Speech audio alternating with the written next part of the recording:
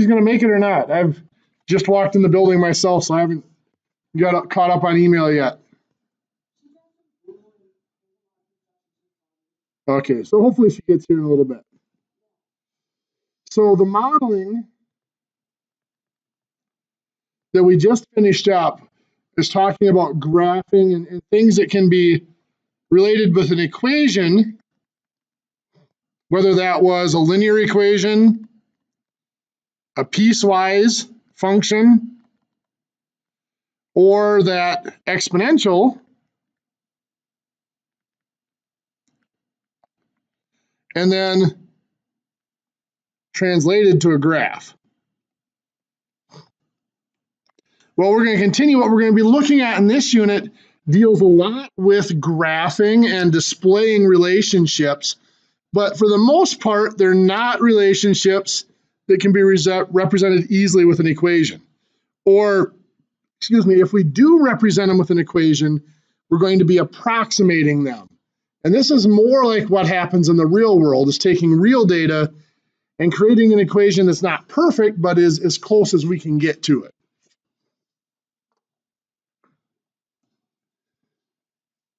So we're looking at basically, statistics introduction, but it's dealing with data and information management pretty much. And so I want to take some time today. We're not actually going to start any of the assignments today. I wanted to just give you some preliminary information on statistics and things like that that'll get us started for the next unit. So first of all, what does that word statistics mean?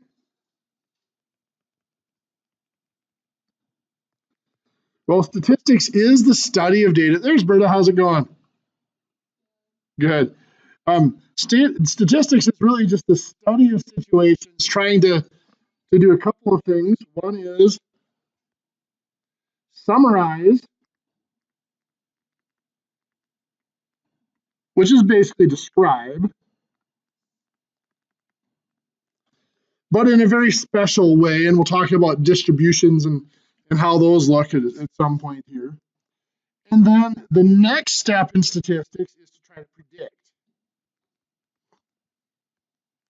And predicting can be a couple of different things. This first word is a big term for a very simple concept. Extrapolate. How many of you have heard that term before? Okay, it's the attempt to take current information that we can observe and then try to apply it to a new similar situation and predict how it would affect it.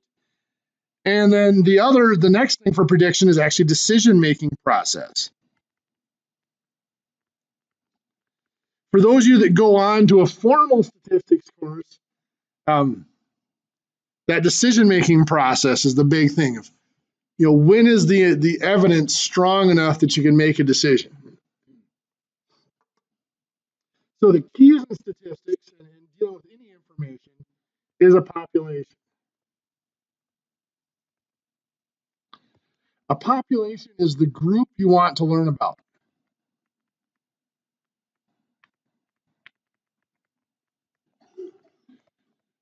This could be a group of people, it could be items. One very common application of statistics that doesn't necessarily deal with people is in manufacturing, quality control. They're taking a look at parts coming off an assembly line, and they're testing to make sure they hit the specifications and stuff like that. So it's that group of parts would be the population in that time that we want to learn about. Now, a population is described by parameters. So a parameter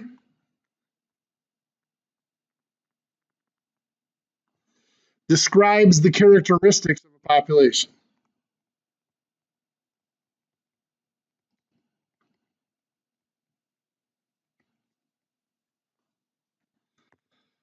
Now we have to be careful how we talk about a parameter. A parameter,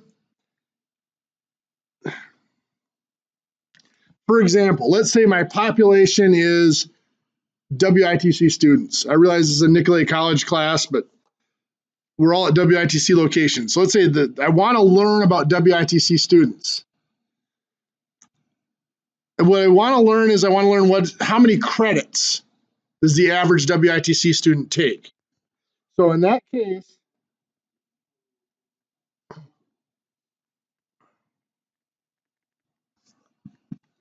oops, kind of work, there it goes. How many credits is the average WITC student taking?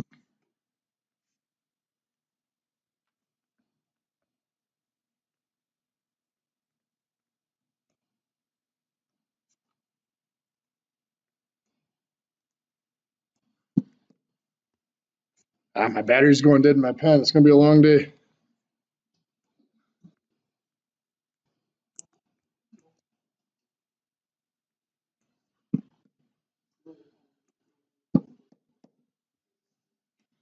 There we go.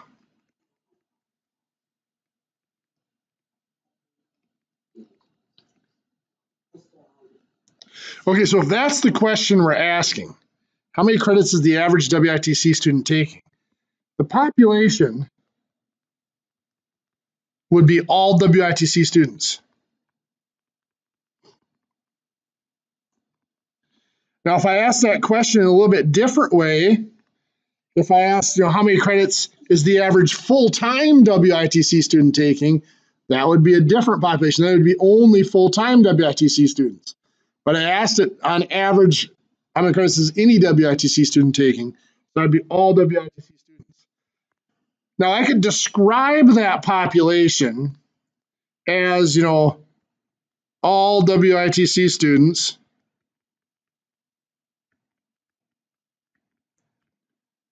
I could even give a number. I don't venture a guess. I think it's like around 1,200 total students right now.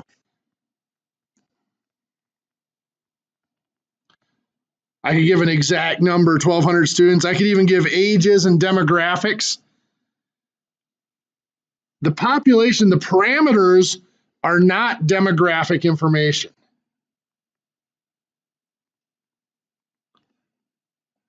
When I say that the parameter describes the characteristics of the population, the parameter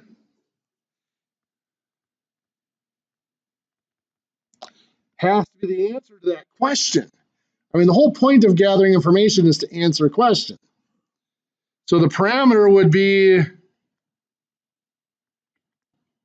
a statement that answers that question. The average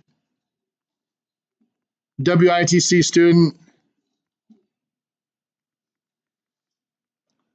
takes about 13 credits per semester.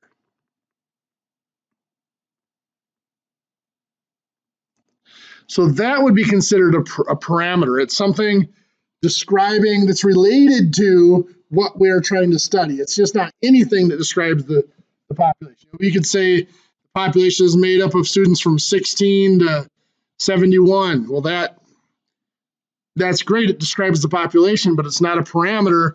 It does not deal with the question that we're trying to learn about at this point.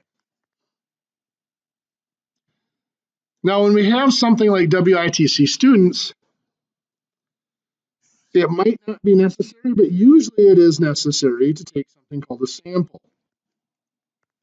And that sample is nothing more than a subset. Subset means a smaller group of the population.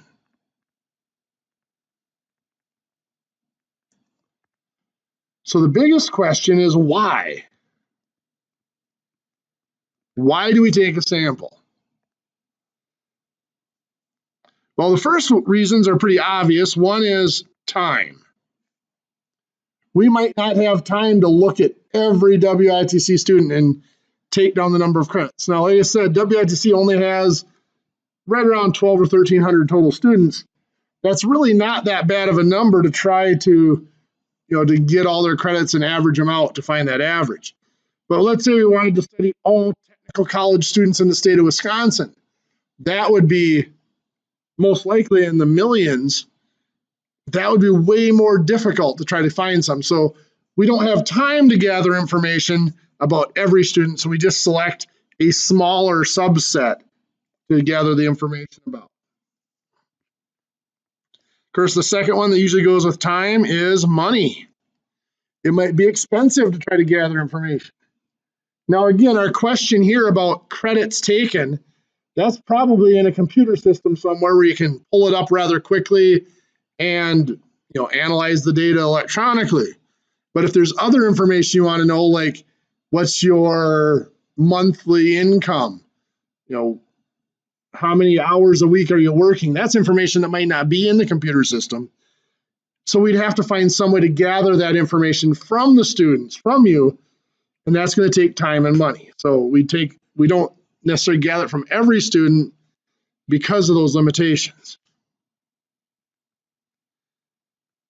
The next one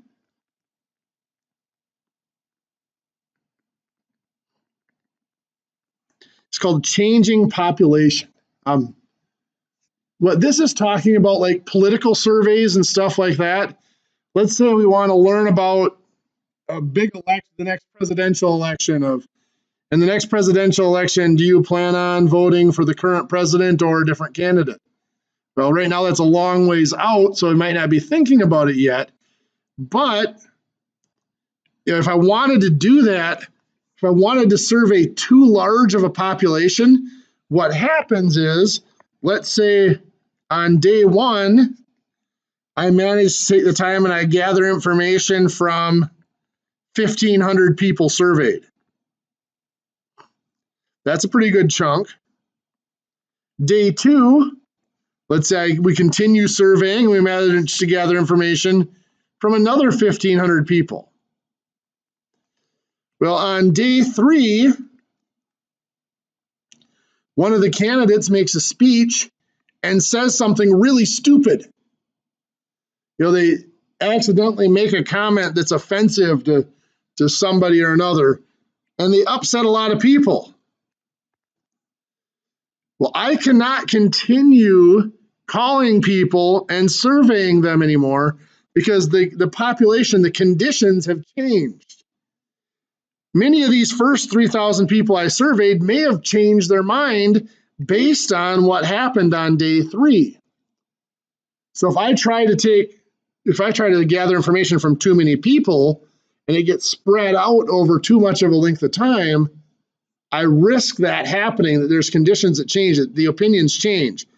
To be a good set of data, it has to be gathered in what's called a snapshot. Ideally, it would all be gathered at a single moment in time so that absolutely everything would be tested under the exact same conditions. This is most important when you're doing some sort of a survey like this, where people's opinions and ideas can change. You can't lock them in a dark room until you get done surveying so they don't hear any more information or don't talk to anybody or anything like that.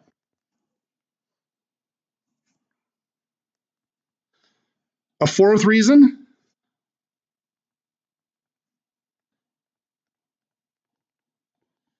it's not possible to get the whole population.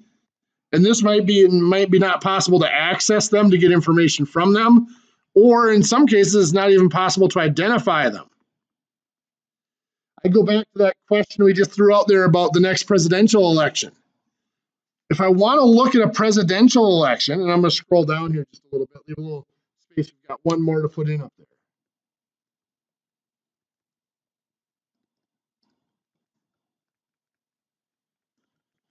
If I'm trying to do a survey on who's going to win in the next, it doesn't even have to be presidential, but the next major election between a couple of candidates, what is my population? What is it that I really want to learn about? Well, is it the candidates?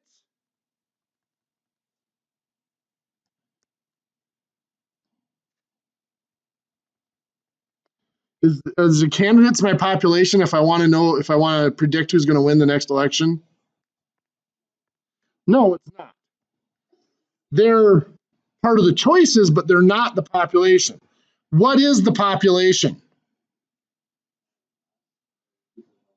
The voters. Very good.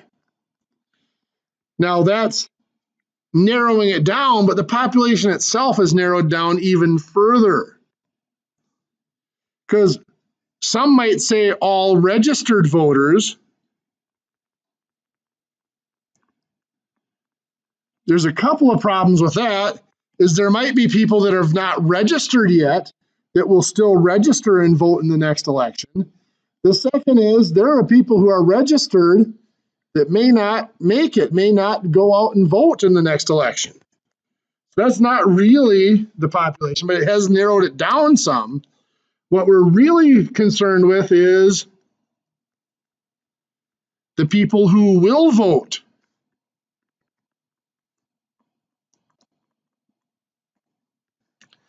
And that's the only group we want to learn about. Well, we can roughly get a little bit of information about all registered voters, but we cannot accurately predict who will vote in the next election, partly because some of them don't know yet. If you ask me if I'm going to vote in the next presidential election, I would say I'm going to try, but who knows, something might come up, car problems, like you were saying earlier. Something could happen that I don't get there. So we don't know for sure. Now, the final reason to take a sample, and this one doesn't apply to people, hopefully,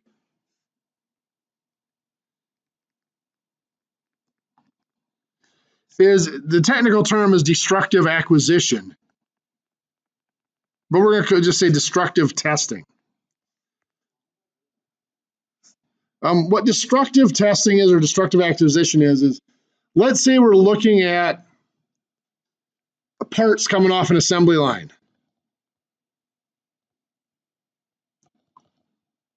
And we're producing parts that are going to be, let's say it's just a little turnbuckle, and it's going to be, it has to go into a machine to hold two things together. And it has to be able to withstand a certain amount of force.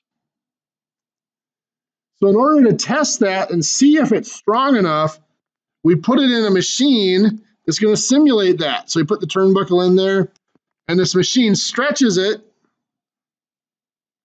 until it breaks, until it snaps. And then we measure the force that it took to break it, and we compare that to the force that we predict it's going to have to be able to withstand in use.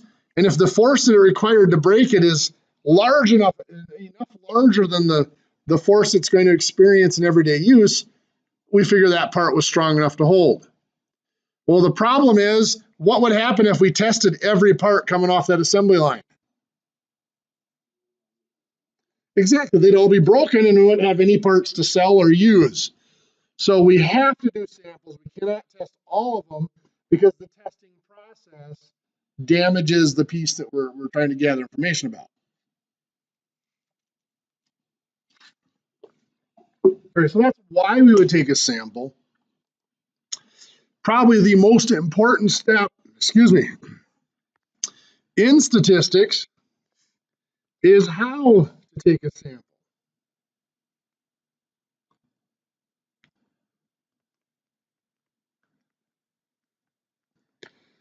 I'm going to add the word how to take a good sample. The key term here is going to be, those two key terms here actually, sampling error and representative sample.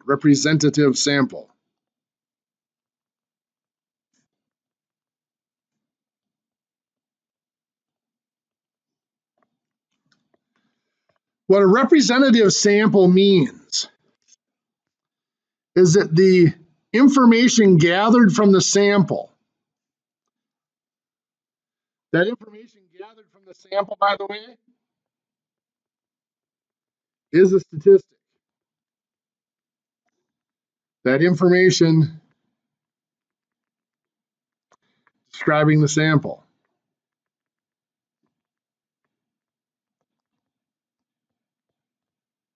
That we gathered from that sample to answer our question. So again, it has to be information aimed at the question that we're asking. So in a representative sample, the sample statistics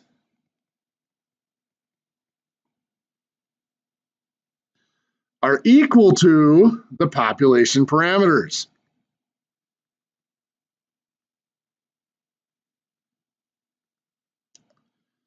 What that means is if 60% of the population plans on voting for candidate A, then about 60% of our sample better tell us that they plan on voting for candidate A.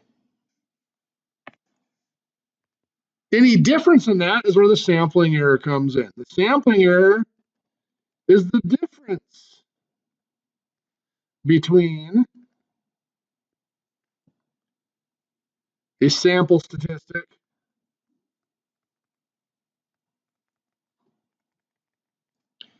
and a population parameter.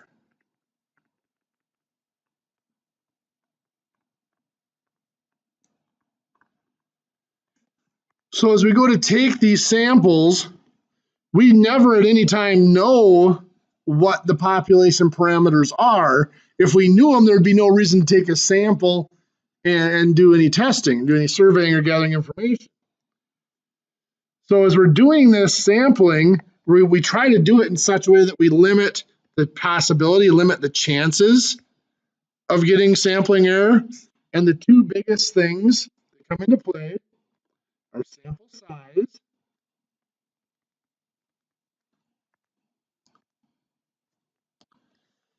generally bigger is better.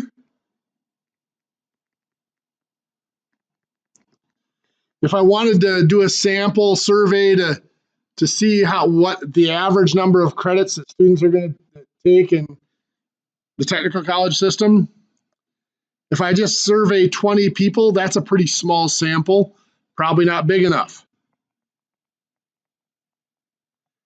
But I'm going to say to a point, because there comes a point if the sample is so large, you just as well take the whole population. And the whole population is called a census. A census means you gather information from the whole population.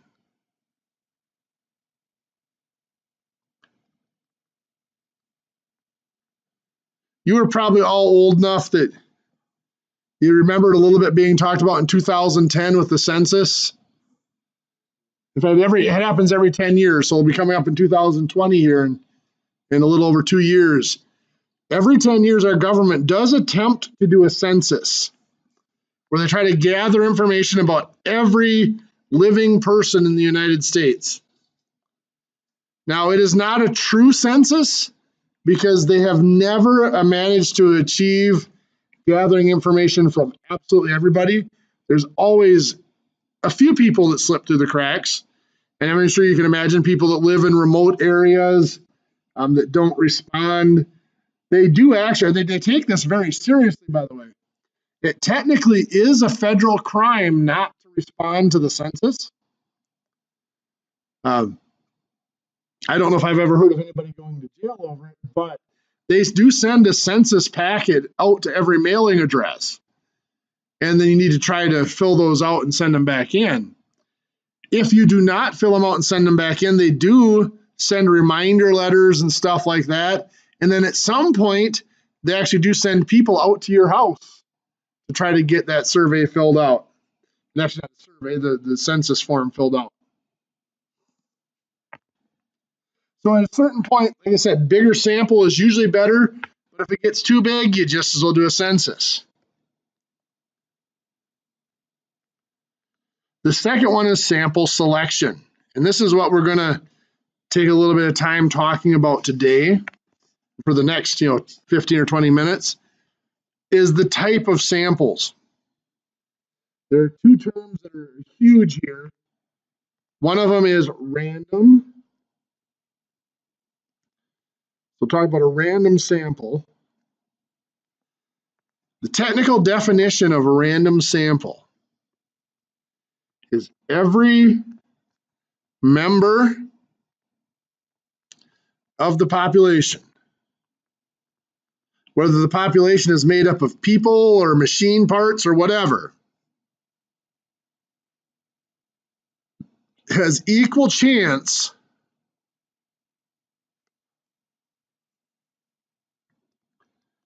of being in the sample. Now, most people think random, that sounds like a great thing. That's wonderful. And it is. Random sampling is very common, very, very popular for corporate, industrial information, commercial information gathering. But it's not quite strong enough for many statistical processes. There is a stronger word called a simple random sample.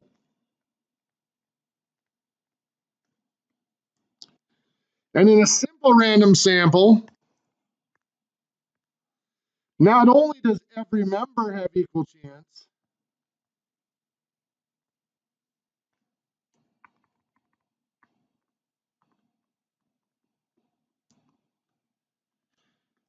but let's say we're taking a sample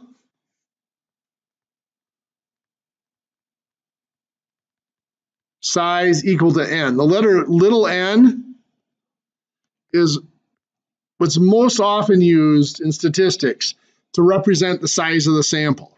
So if we were going to survey 1,000 voters, n equals 1,000.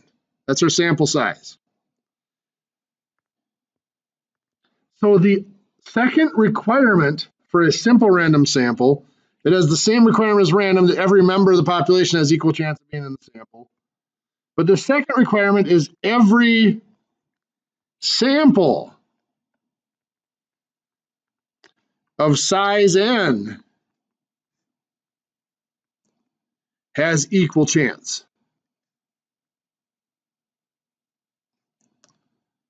of being selected.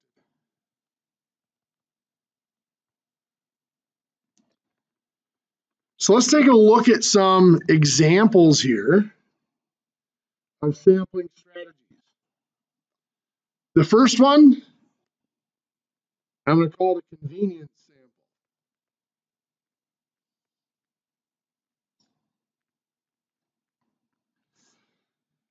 Convenience sample, let's say that we're going to gather information, and we want to gather information from 250 people. So I tell each of you, you need to ask this question of 50 people between now and next Monday would be our next class. I'll ask it of 50 people as well, so I give us 250 people. So let's say n equals 250. So you go out and you ask, let's say we're still looking at the average credits per student. Let's say you go out and you ask the next 50 students you see.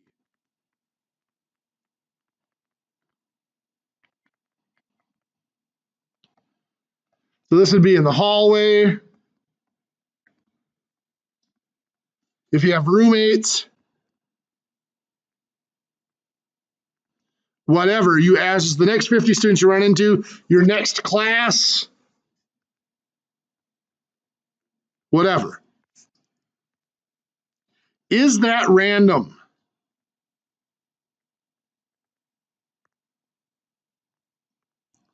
Does every member of the population, remember we're looking at credits taken by students at WITC. Does every member of the population have a chance of being selected?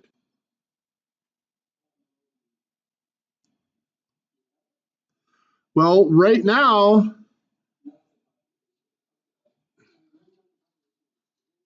yeah, all students at WITC, all WITC students.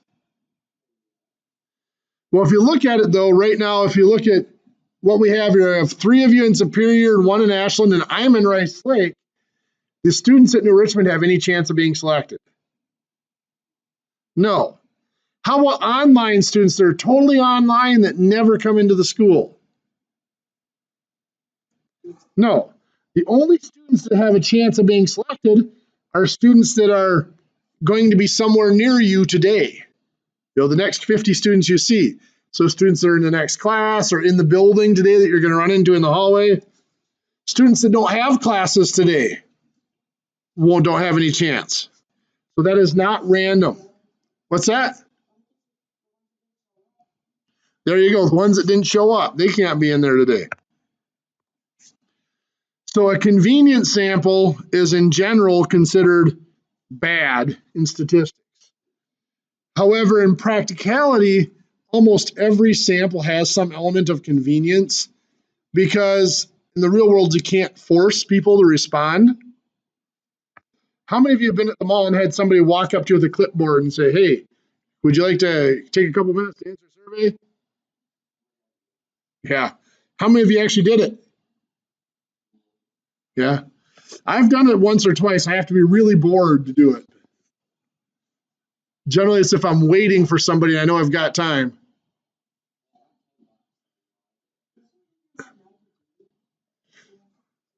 Oh, there is no Hippocratic oath or anything like that for mathematicians. I usually, if I'm waiting for somebody and I know I'm going to have 15 or 20 minutes, I will answer them, but it's more often than not I say no because I don't have the time to sit there and do it. But I think I got $5 the last time I answered one.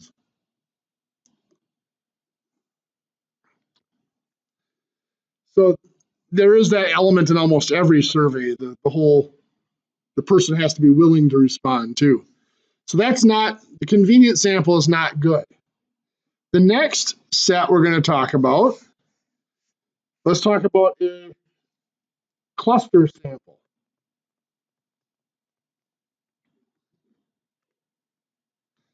Now the term cluster sample means you're going to divide the population into clusters.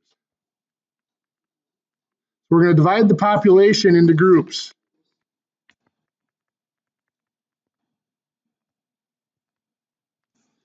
So those groups are called clusters.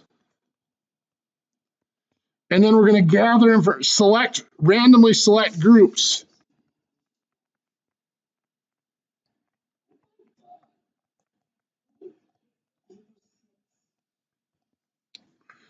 So you're going to select groups at random to survey. For example, for our student survey here, we might randomly select different classes and then go in and survey those whole classes.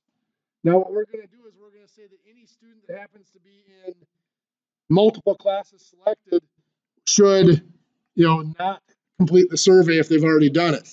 So so there is no risk of having a student answer twice. Is that random? This is a tougher question. Does every class have an equal chance of being selected? Yes. So every student does have equal chance.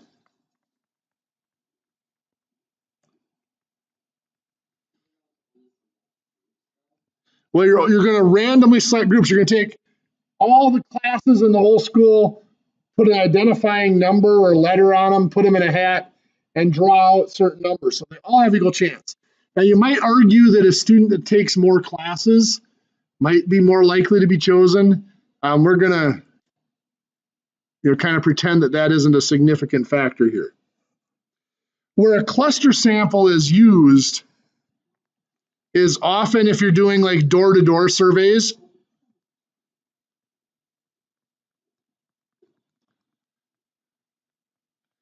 If you're doing door-to-door surveys, and let's say you have a city that's laid out like on a block system here, these are roads, and you're trying to randomly select households, you're going to go door-to-door collecting, surveying people, it would not make sense to have one house here, one house, if you're randomly selecting houses, to have them scattered throughout the city like this.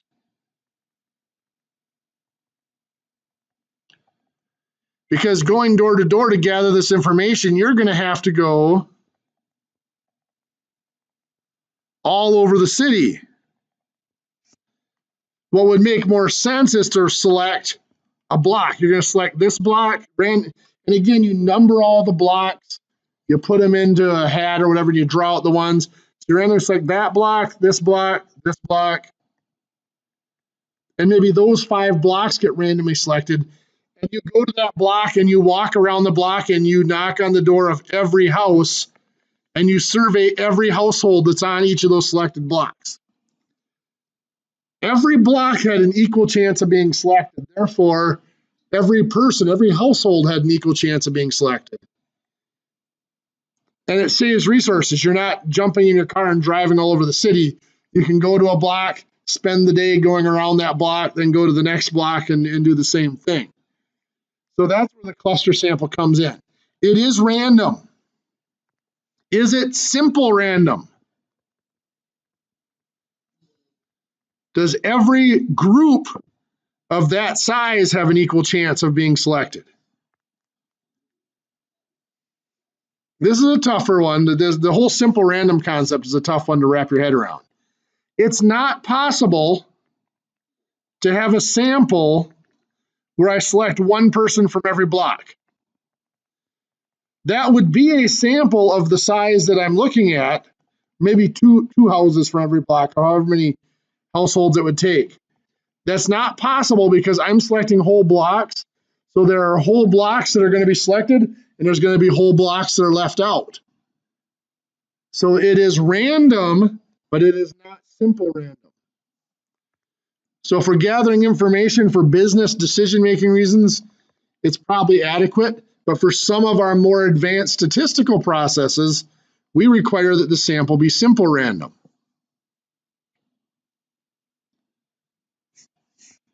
Next is called a stratified sample.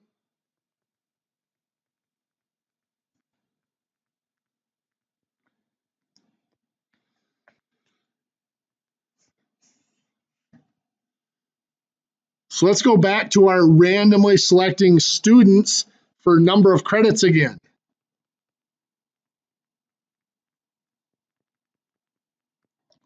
The number of credits taken by students.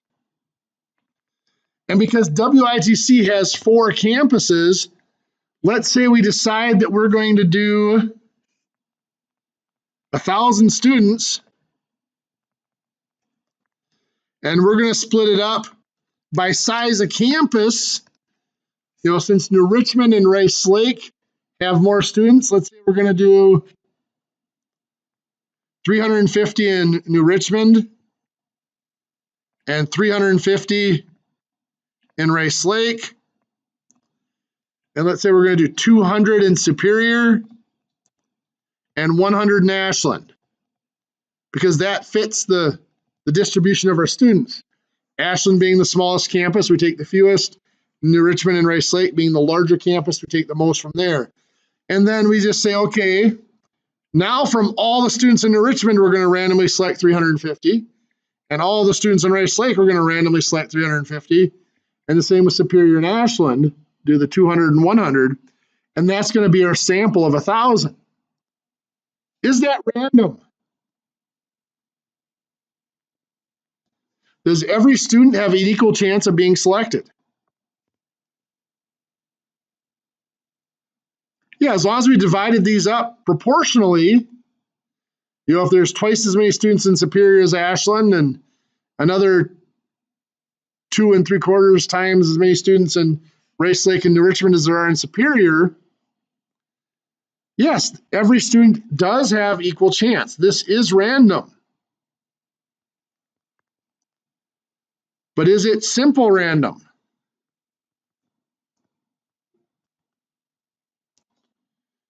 Well, does every sample of size 1,000 have an equal chance of being chosen? Is it possible to have a sample that would have 201 students from Superior? Well, not with this method, is it? So it is random, but it is not simple random. So again, if we're making corporate or business decisions, it's adequate for gathering information and making predictions. It is not adequate for doing our statistical decision-making processes.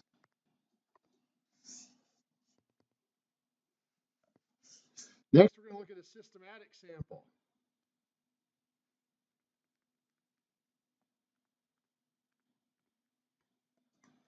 Now, a systematic sample is most often used in manufacturing. But let's looking at our students again. Let's say we arrange all student IDs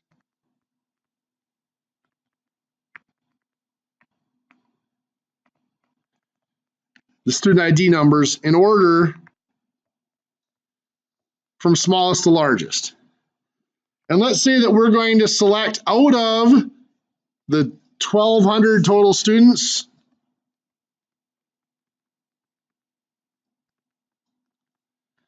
if that's our population, it's 1,200 students, and we're going to select 240. So that's going to be 1 out of 5 for a sample. We might randomly select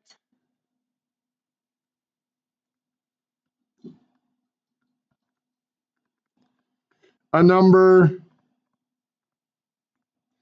1 through 5.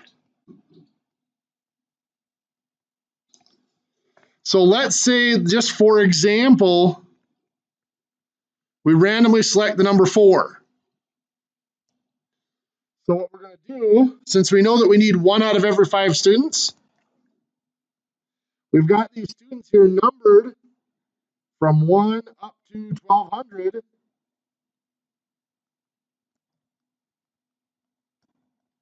What we're going to do, since we randomly selected the number 4, we're going to take the 4th person and then every 5th person after that. So that'd be 9, 14, 19, 24. So is this selection random?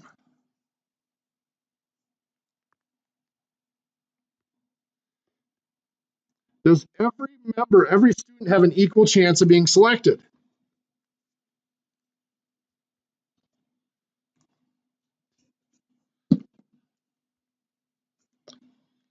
Well, since we randomly did randomly select that number 1 through 5, yeah, there's equal chance of every student being selected here. Any of those numbers 1 through 5 could come up. Every student has a 1 out of 5 chance of being selected. So it is random. So the big question is it simple random? Does every group of size 240, because we're selecting 240 students, so n equals 240, does every group of size 240 have an equal chance of getting selected? No, they don't, do they? Because it's not possible to have a sample that has both 7 and 9, student number 7 and student number 9 in it, because once we select that random starting point, we're going to take every 5th student from there. So 2 students in a row could not possibly be selected ever. It is random because every student has equal chance, but it's not simple random. Where this systematic sampling often takes place is, I've used the example a couple of times now of industrial testing for parts. If I have parts that come off the assembly line, let's say I need to test 1 out of every 50 parts. So at the beginning of a shift, I'll select a random number between 1 and 50. And if it's like 17, I'll take the 17th part off the line, then I'll take the 67th part and the 117th part, and so on. And that's my system for the day. So the big question is, how do we get a simple random sample?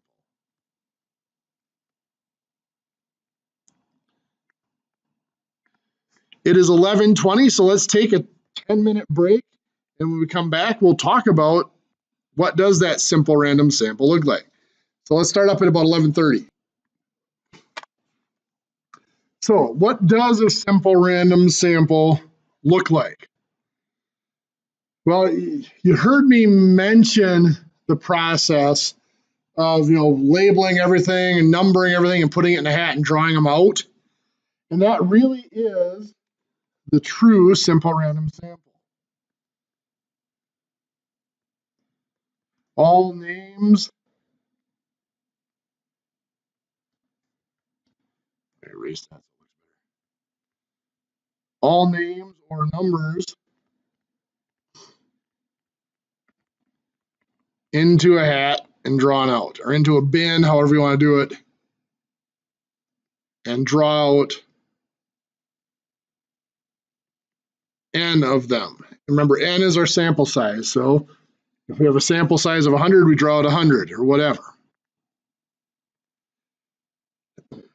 Now, that's the old process. There are several ways of doing it without having to physically do that. There's random number generators.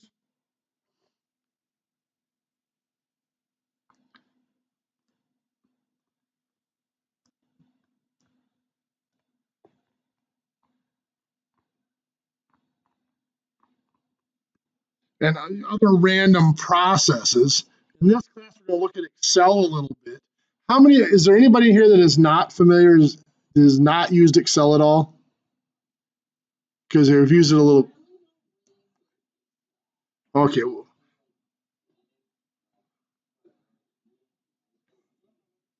Okay. Okay. So what we're going to have to do in Excel for this section of the course is going to be pretty basic. We're going to have to be able to sort data and stuff like that. So that's one of the things I wanted to go over today is some of the basic Excel commands. We'll pull that up here.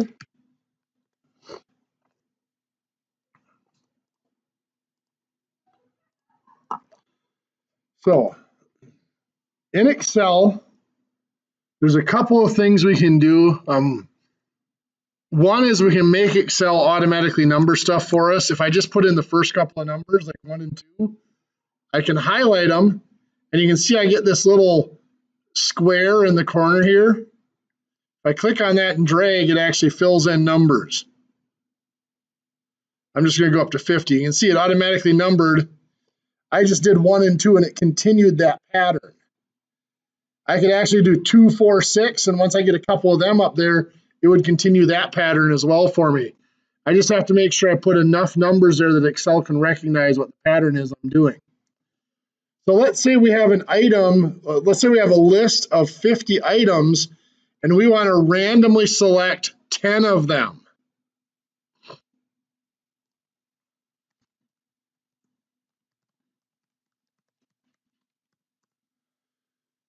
Okay, well, one thing we can do in Excel is we can sort. And to sort, we go in the data menu. So the data menu is right up here. So I'm going to highlight the column that I want to sort. I'm going to go up here to the data menu. And the two sorts that I normally do, like this one, A to Z, is saying going from smallest to largest. If I click that, it won't do anything because they're already smallest to largest. If I click Z to A, that's saying sort them largest to smallest. So I click that, and it just reverses the order, going from 50 down to 1. I can also just click sort, and that allows me to do special sorts. We'll show you how that works in a minute. So to randomly select that group of 10, I want to produce a random number for each of them, and it uses the equals RAND command.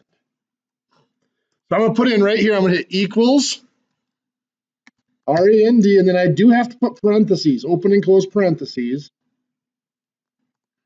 And what that does is Excel selects a random number between 0 and 1. And now I'm going to copy that down. And the way I do that is I just click on that cell. You see the random command appears up here in my command line.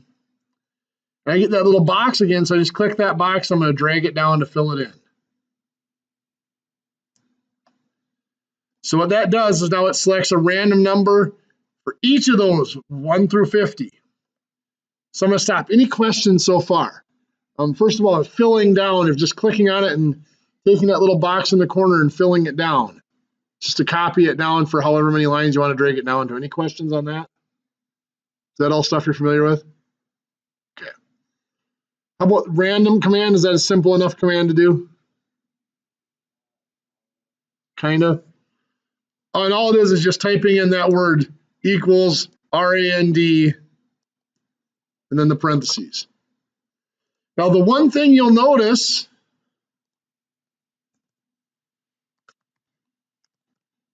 if you look at this number right here, 0.22134, when I hit enter here, it's going to change. Notice all the numbers changed if you look closely. That's because this is a calculation. The random number generator is a calculation.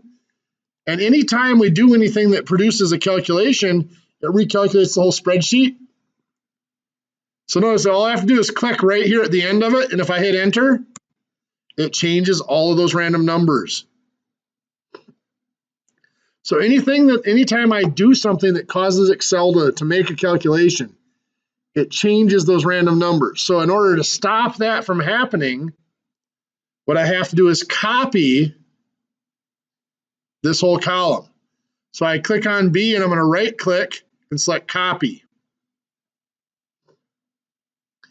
You guys are familiar with right click, right? Just click the right button instead of the normal left button. Okay. Then I'm going to right click again and I come down here to where it says paste. But I'm going to select the second one that's paste values. Now notice the numbers changed again because it recalculated them. But now when I click on them, it no longer says random up here, R-A-N-D. It has the actual number. So what that did is it actually removed the random command and just put the number there.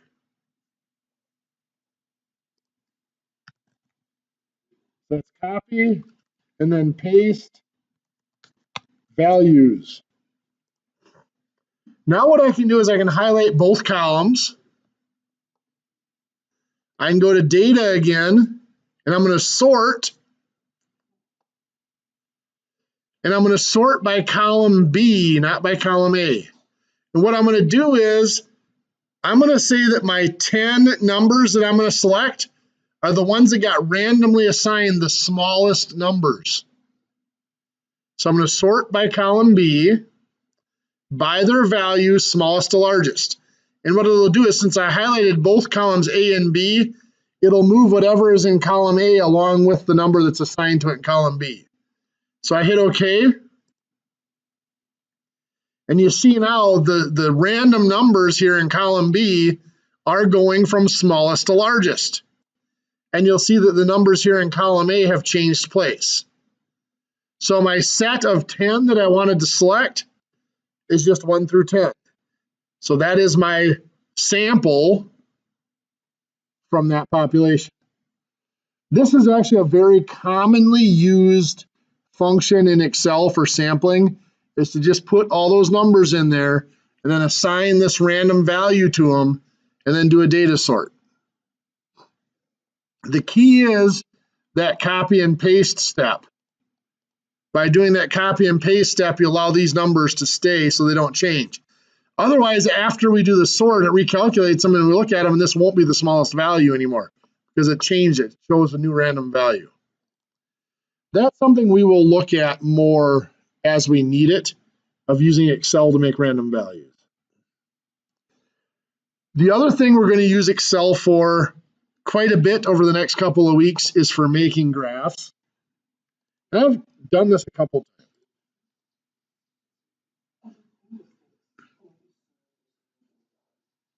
We've done this a couple of times in the last week, or in the last weeks, I should say. Let's say we want to graph favorite color and frequency.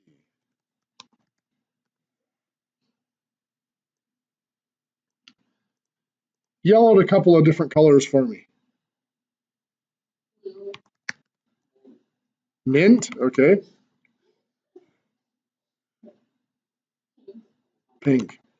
One more. White, okay. And let's say we do a survey. Those are definitely random colors. Let's say we do a survey and we ask people, of those 4 colors, what do they like best? Let's say we have 24 select blue, 2, select mint.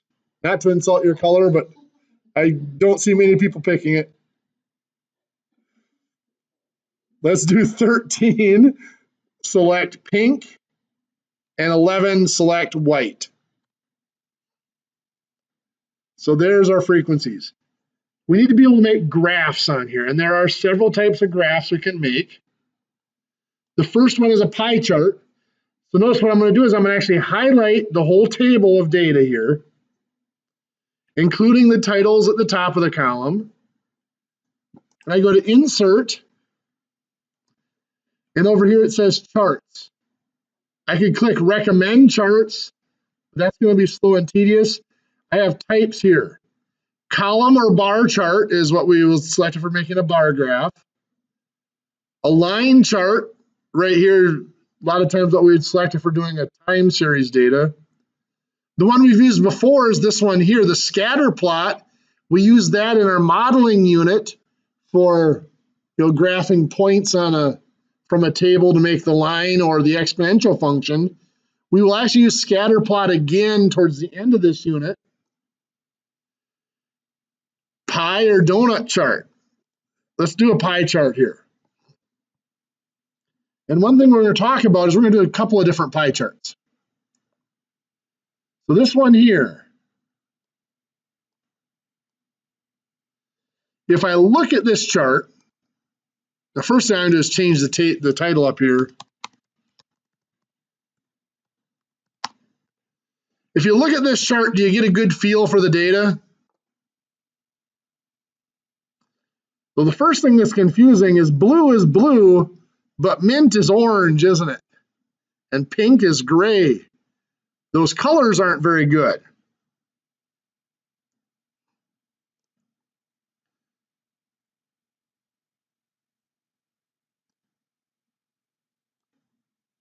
So we could go in here and we can select different things. We change the angle of the first slice, we can actually rotate the whole graph. Pie explosion actually separates the slices from each other. That one's usually best, most statistically accurate if you leave it at 0. These are some of the things here. I can remove the color like that.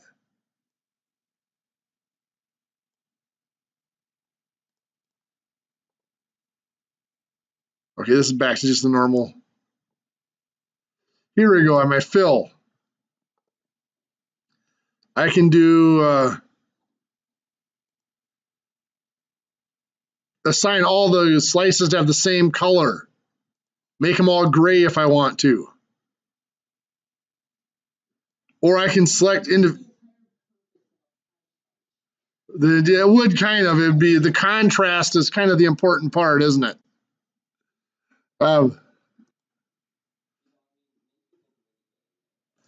It would.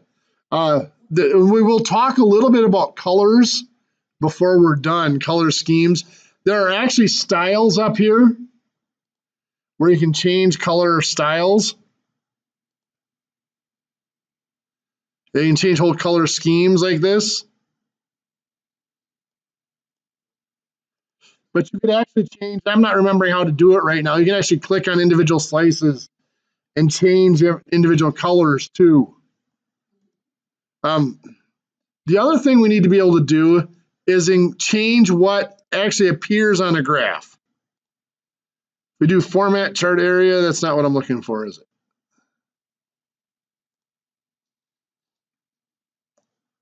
I should have studied my Excel before I came into class today. Huh? It's been a while since I've looked at these.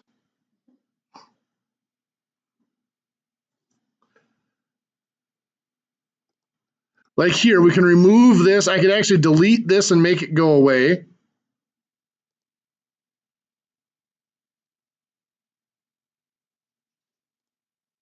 Let's do a format legend. Let's put it on the right side.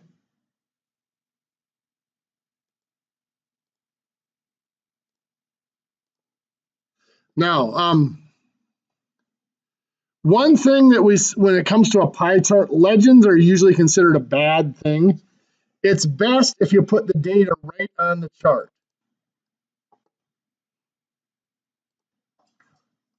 So let's say I come back here and I look at my pie chart. Let's look at some of my options.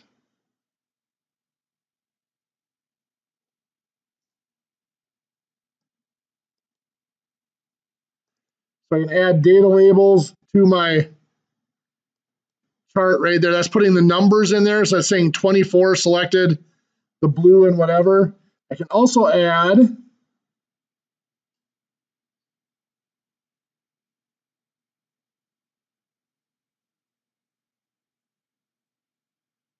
that's just moving my legend. More legend options.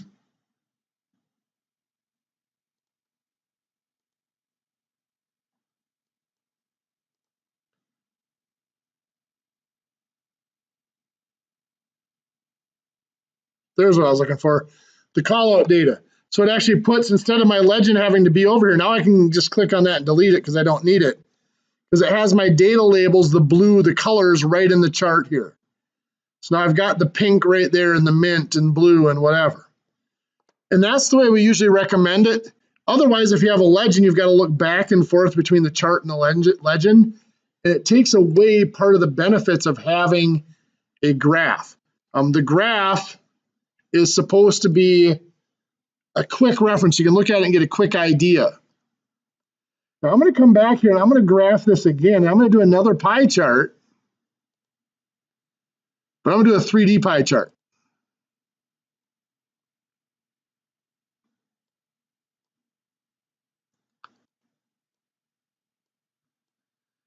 And we're going to do the same types of things with it. Put in the labels right in the chart. We'll do this one again. I could do percents if I wanted to, but so we've got that all right in the chart there. But here's what I'm going to do now. I'm going to copy this chart. We're going to do this chart twice, because I want to show you some things that can be done with these graphs that you wouldn't necessarily think about.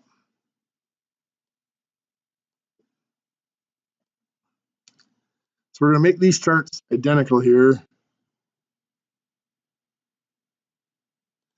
So right now these charts are identical. They're exactly the same. I'm going to click on this one and do a format data series. And I'm going to change the angle of my first slice.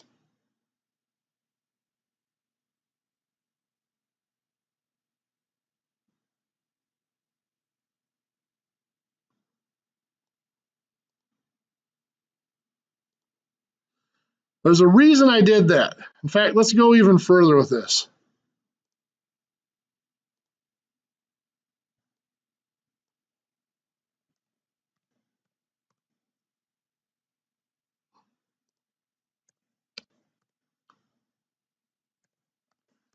So what I did here is I rotated it so the white is in front. What I want to point out here is if I look at these two pie charts, they both represent exactly the same table, the same numbers. You can see this says white 11 and white 11 here. But if I'm looking at them, if I look at this one on the left, does it look like white is the same size as it is on the one on the right? No. White, in this one, white looks much bigger. Why does it look bigger over here?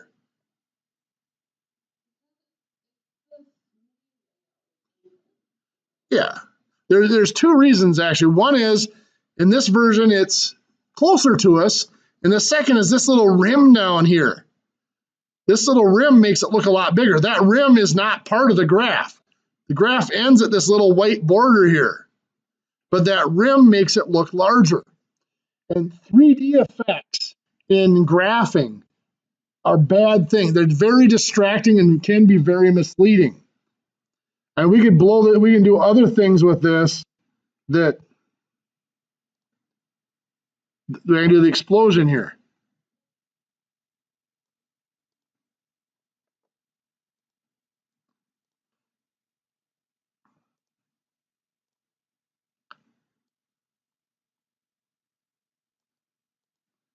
They're doing the pie explosion, does similar things. It makes them look bigger or smaller. In fact, this one here, if I'm just seeing the top of the mint, that little wedge looks way smaller than this one does because this one's right up front. Now you might argue that seeing the side of it here makes this one look bigger, but it's your perspective. It's whatever your mind latches on to. Either way, the white still looks bigger in this one.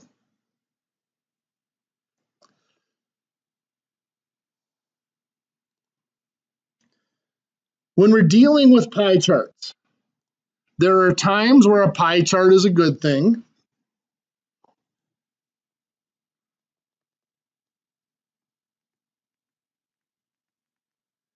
We're going to be comparing a pie chart to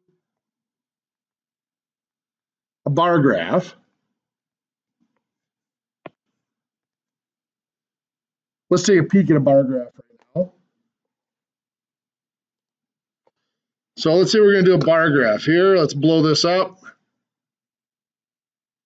And let's do the same thing.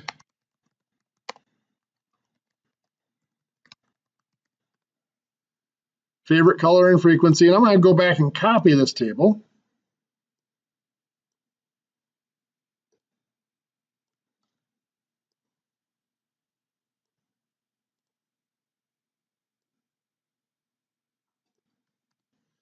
So there's the same table. This time we're going to do a bar graph. So we're still going to do, can anybody tell me what menu we find the graphs in?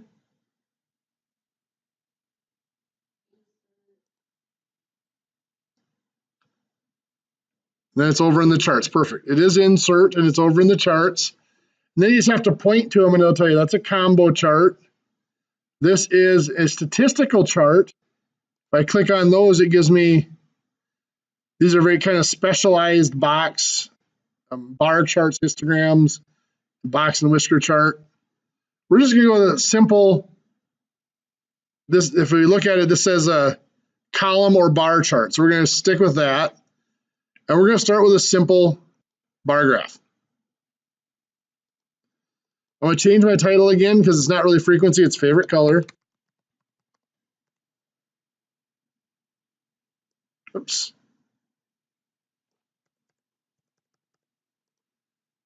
Latched onto the wrong thing there for a second. So I'm going to shrink this down a little bit.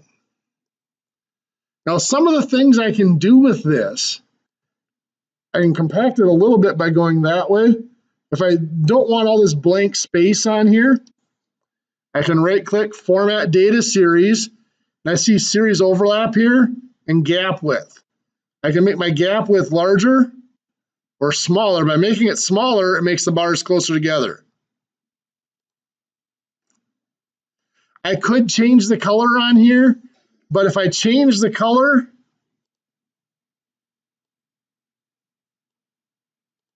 let's do this.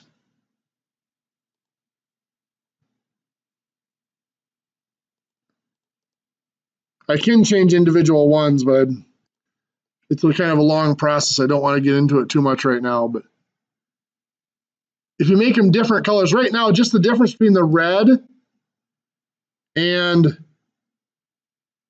I go back to blue, you can just tell the difference between the red and the blue. The blue just seems to stick out at, or the red just seems to stick out at you much more. If I go to something even more mellow,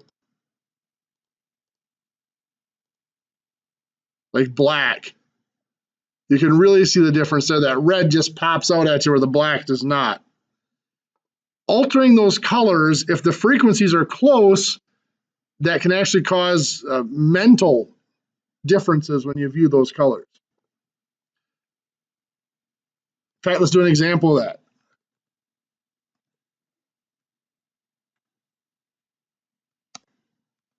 So I've just got two choices here, A and B, and they both have the same frequency. Let's insert a bar chart. Make it smaller.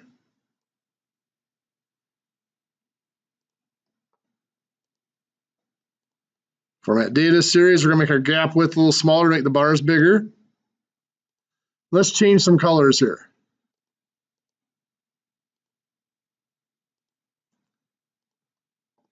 Just looking at them, which one would you think is bigger?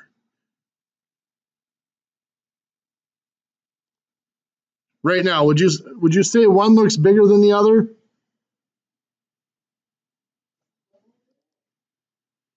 Not a whole lot. They've got the lines going across here, which helps. Not a huge difference, but the red usually sticks out more, and your mind wants to stick to that and say it's a little bit bigger.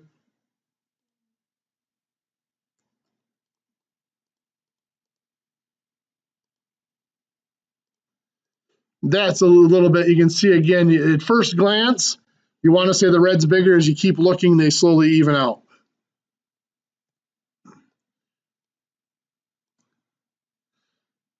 So that's one thing, is making sure you use the same color on all of your items. Now, the other thing we can do with these graphs that we do have to be careful of, this is one thing that the textbook, the materials that this class uses, actually highly recommends this. It's something the statistician in me kind of fights it a little bit. Let me show you what I mean. I'm going to alter this set of data here, A, B, and C, give it values 15, 12, and 16. We're going to insert a bar graph again.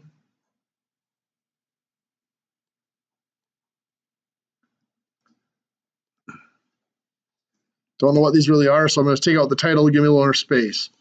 If I right click, I'm going to set my gap width a little bit lower again so that the bar is a little bit bigger. But now all of these bars are pretty tall up here. So what we can do to try to make it easier to read this graph is we can adjust the axis. And instead of starting at 0, since none of them are smaller than 10,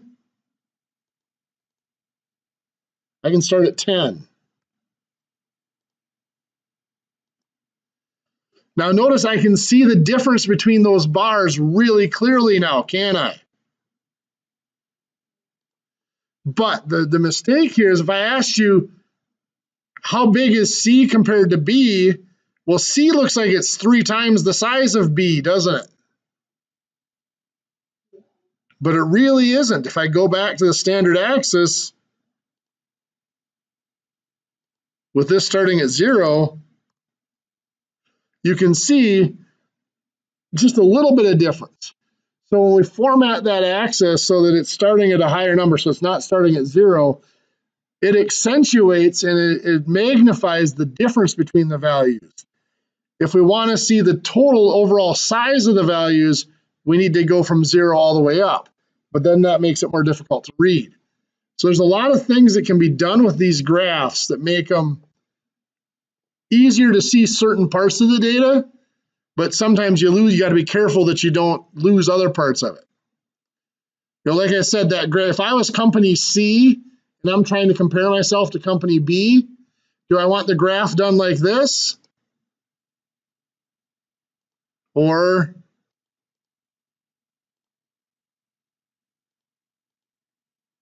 do I want it done like that? If I'm this way, if I'm company C and I want to compare myself to the others, this one makes me look much bigger. If I'm company B and I want to say, hey, we're catching up to the others, see, we're not very far behind, I would want it done like this. See, we're all way up there. Still not real close. You get the picture.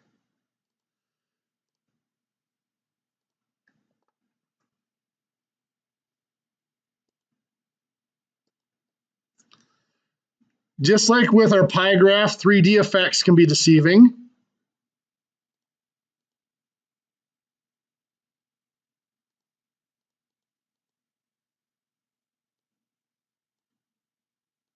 I didn't think the newer version doesn't let me do that anymore. But the old version of Excel used to let you drag individual bars so you could make them deeper. So you change the 3D effect on an individual bar. So it'd make it, even though this bar was shorter, it would look huge because it had more depth to it.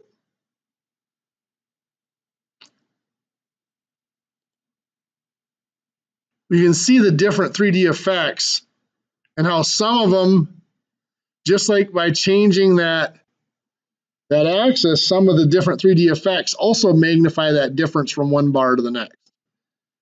Anyway, enough of that. So basically there are the two main charts. There's also going to be something called that line chart that we'll talk about. That's showing one value over time. But we'll get to that over the next couple weeks. Pie charts and bar charts. You've seen the two of them. Can you give me some ideas of what would be best displayed on each?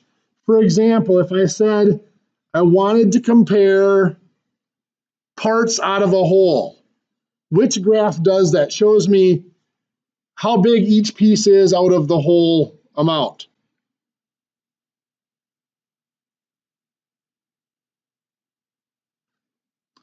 Is that a bar graph or a pie chart? If I want to show, yeah, I have different items and I want to show what portion or what piece out of the whole amount each of those items is. That would be this one, yes.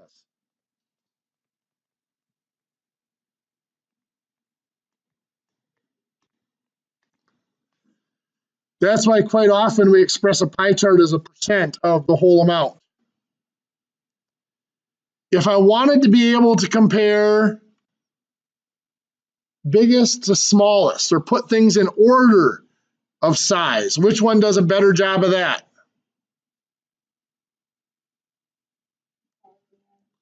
The bar graph. And the term we usually use is rank size or rank order. I can look at it very quickly and see which one's larger, which one's short, taller, shorter, what one's the tallest and what one's the shortest. Now, the biggest thing with both of them is to label them clearly.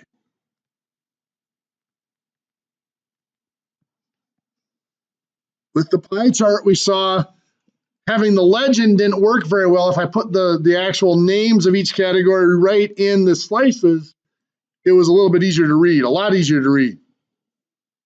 The bar graph, the broken axis. If I don't start numbering at 0, if I start numbering at a different number, I've got to make sure that's clearly labeled so people understand that it's not, they call it ratio, that you can't look at the ratio of the sizes. You have to look at the numbers on the axis to compare them. Now, a weakness of all graphs.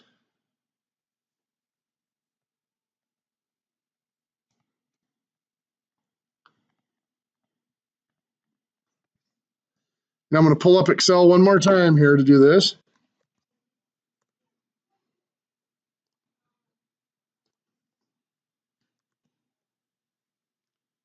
And I'm just going to do A, B, C, D, E, F, and G. And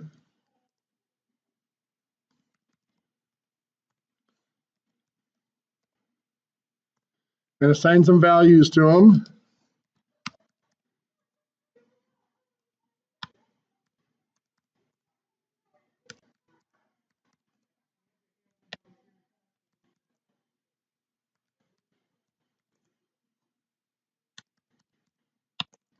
So I've assigned values to each of them. Now I'm going to graph these. So we're going to insert, we're going to do a bar graph. Get rid of the title. So make it a little easier to read. I'm going to reduce my gap width here to make them even bigger so I can see them. So here's a relatively clear bar graph. Just by looking at the graph, if I couldn't see the table, what's the value of B, of item B?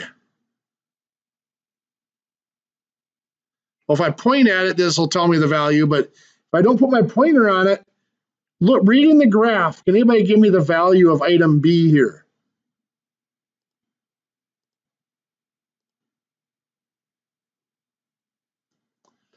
Well, I look at that, I try to trace it over here. I can see it's between 70 and 80,000, and it's closer to 80,000. I might be able to guess like 77,000 somewhere in there, but the actual value is 76,422. Is there any way we could have got that value off the graph? No, we couldn't. So that's the biggest weakness of graphs in general, is we can't get the exact value. If I wanted the exact value, I would go to the table. That has the exact value to it. So the reason we use graphs is it's very quick to see certain things. If I asked you which one was had the most number, had the largest number, would I want to look at the table or the graph?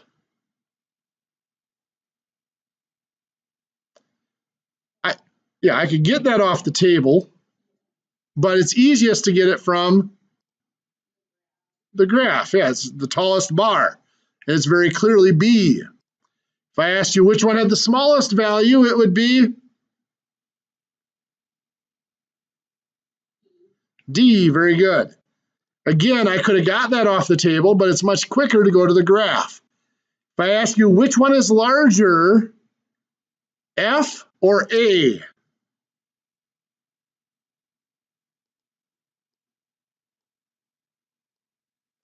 From the table, if I highlight it like that, I can see that A is slightly larger, but it's still going to take some effort.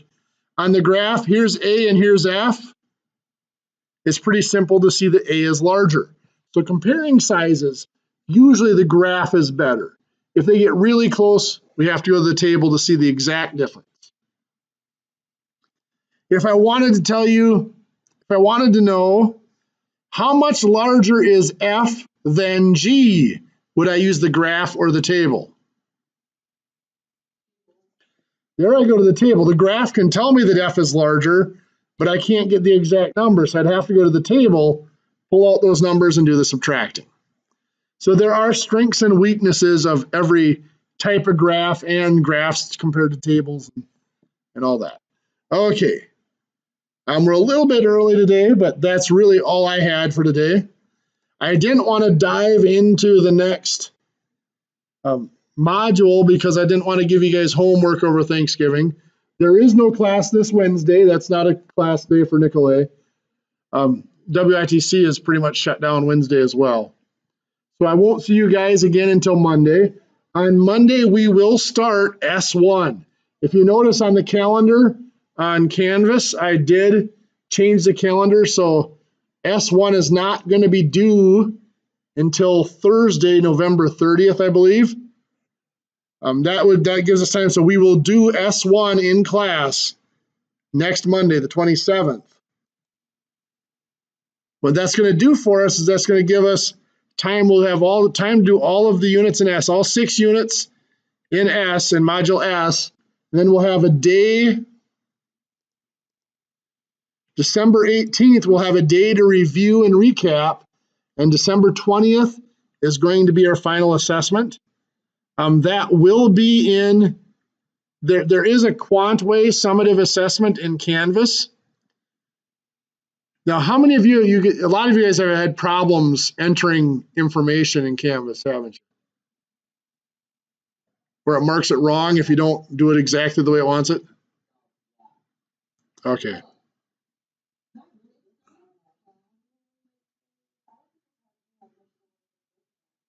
Okay.